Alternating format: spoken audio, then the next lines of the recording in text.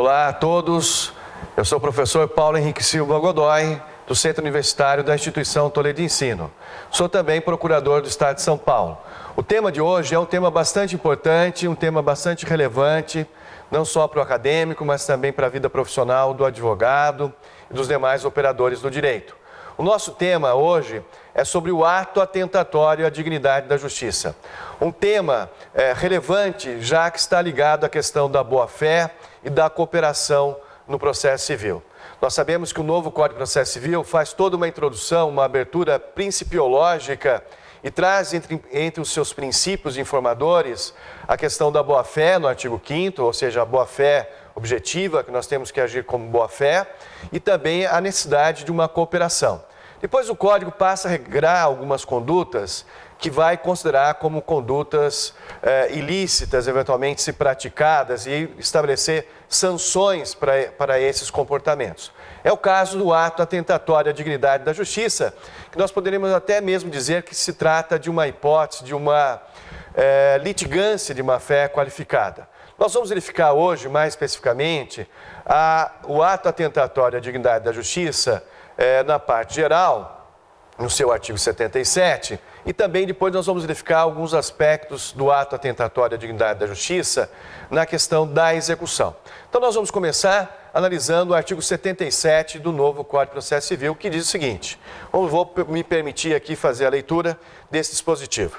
Diz o Código, além de outros previstos nesse Código, são deveres das partes, de seus procuradores e de todos aqueles de qualquer forma participam do processo. Inciso 1º, expor os fatos em juízo conforme a verdade.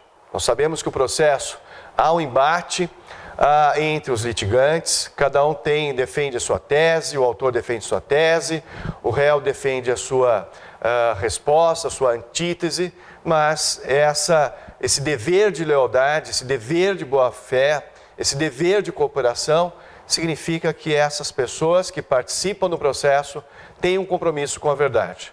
A verdade será importante para que nós possamos obter uma decisão justa, adequada e efetiva ao processo. Então, esse seria o primeiro inciso.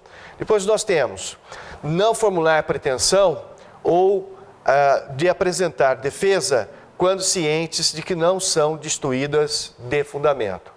Então, o pedido infundado, a defesa infundada, o Código também procura sancionar esse comportamento. Também muito próximo aos deveres e às situações da litigância de má-fé, que nós vamos encontrar no artigo 80 do Código Civil.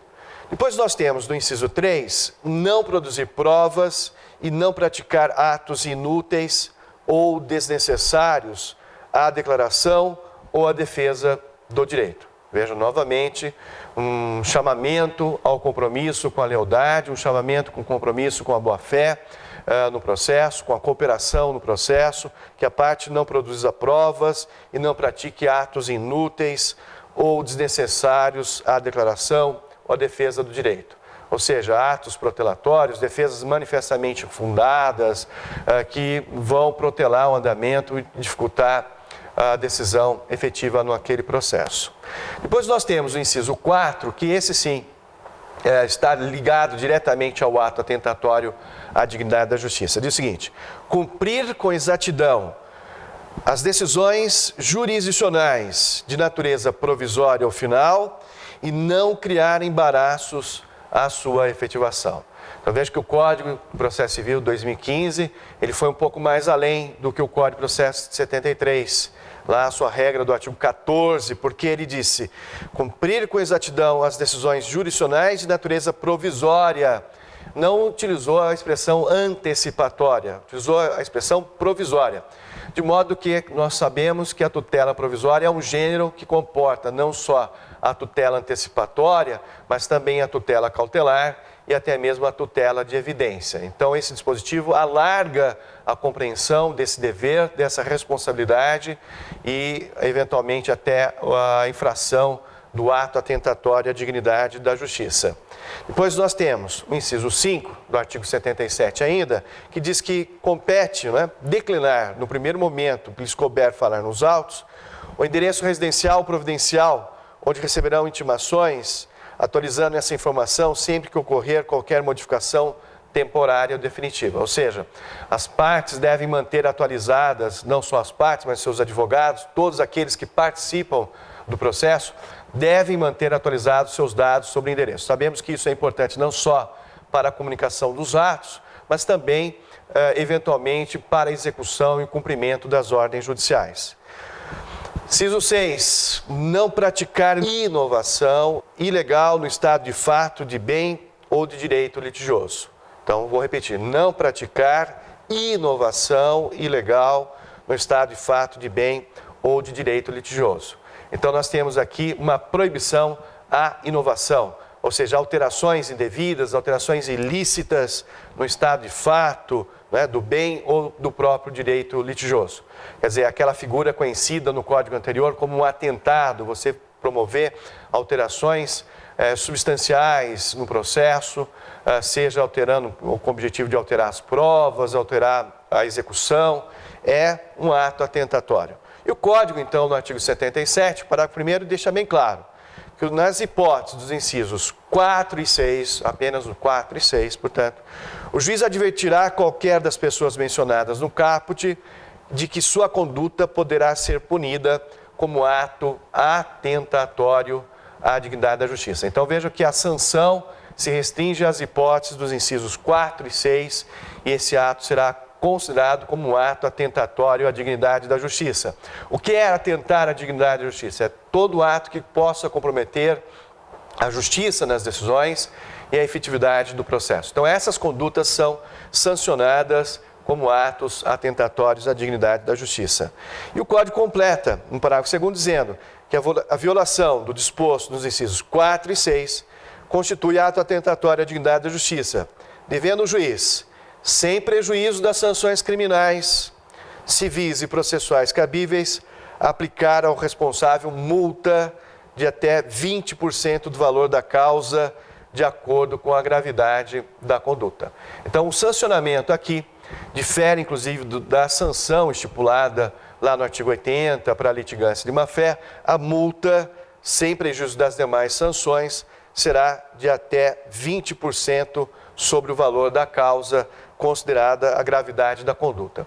Veja que o juiz deverá advertir as partes e qualquer outra pessoa, né, dessa possibilidade do sancionamento da sua conduta. Mas, se o ato já tivesse sido efetivado, nada impede que o juiz imponha a sanção. Essa multa será convertida para o Estado. Diferentemente de outra situação que nós vamos verificar a seguir, em que a multa reverterá para a parte prejudicada, no caso do ato atentatório à dignidade da justiça, nós vamos verificar que essa multa reverte para o Estado, ou seja, ela será posteriormente ao trânsito julgado, inscrita, não é, como dívida ativa e cobrada pelo Estado ou eventualmente pela União. É o que nós temos aqui nesse dispositivo a respeito do ato atentatório à dignidade da justiça.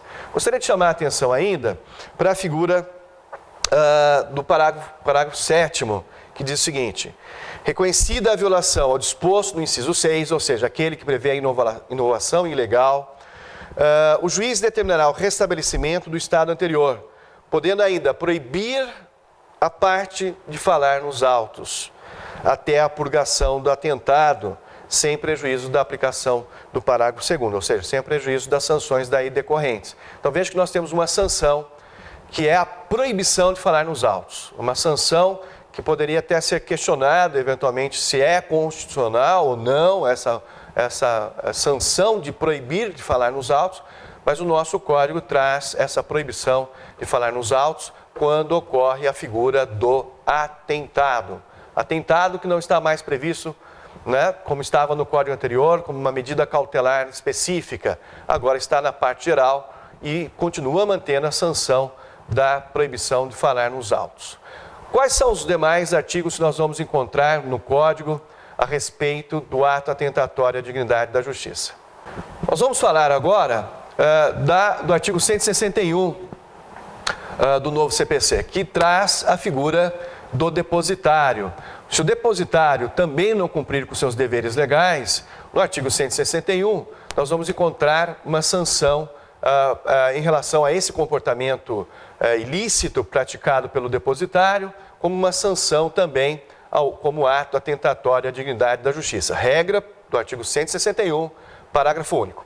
Nós vamos encontrar também uma outra previsão legal no artigo 334, um dispositivo bastante importante sobre a audiência para conciliação ou mediação, onde então o Código procurou sancionar, no artigo 334, no parágrafo 8º, a ausência do autor ou a ausência do réu injustificada a essas audiências. Ou seja, a ausência injustificada do autor ou do réu compromete um dos propósitos, uma das ideias e desejos do Código, que é a solução consensual para os conflitos. Então, o legislador também resolveu punir como ato atentatório à dignidade da justiça esse comportamento de uma ausência injustificada, audiência de conciliação ou mediação.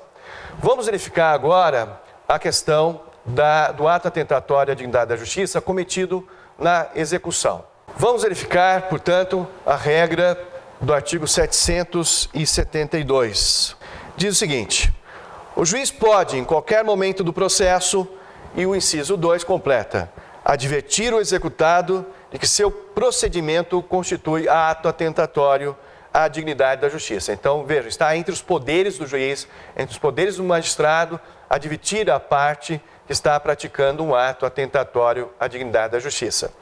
E o artigo 774 complementa a questão do ato atentatório à dignidade da justiça no processo de execução. E diz o Código: considera-se atentatória à dignidade da justiça a conduta comissiva ou omissiva do executado que, primeiro, fraude à execução.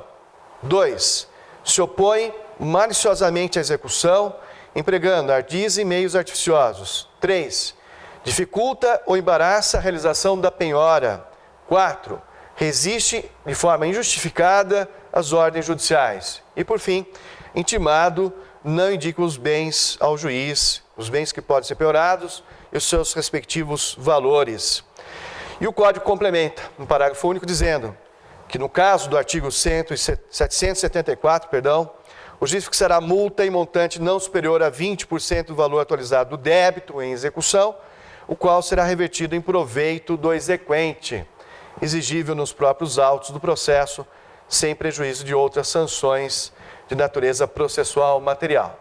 Então, essa hipótese que nós acabamos de ler no parágrafo único do artigo 774 é que leva a doutrina a questionar essa diferença de tratamento. Por que o Código, quando regra o ato atentatório à dignidade lá na parte geral, no artigo 77, estabelece que a multa reverte para o Estado, reverte para a União. E aqui ela reverte para a parte, ou seja, dá um tratamento diferenciado, segundo o professor Gajardoni, inclusive, diz que há um tratamento bipolar para essa situação, e é bastante criticado o Código por esse tratamento diferente. Mas é a regra, talvez a intenção do legislador nesse dispositivo sobre a execução é proporcionar vamos dizer assim, uma reparação ao exequente que tem a sua execução prejudicada, frustrada por comportamentos ilícitos, indevidos, praticados pelo executado. Bem, concluo o nosso tema de hoje. Convido a vocês a curtirem o nosso canal, TGP Descomplicado, a curtir também o canal da IT, a curtirem o vídeo, se inscreverem no canal e agradeço a vocês pela preferência e pela audiência. Um grande abraço e até o nosso próximo encontro.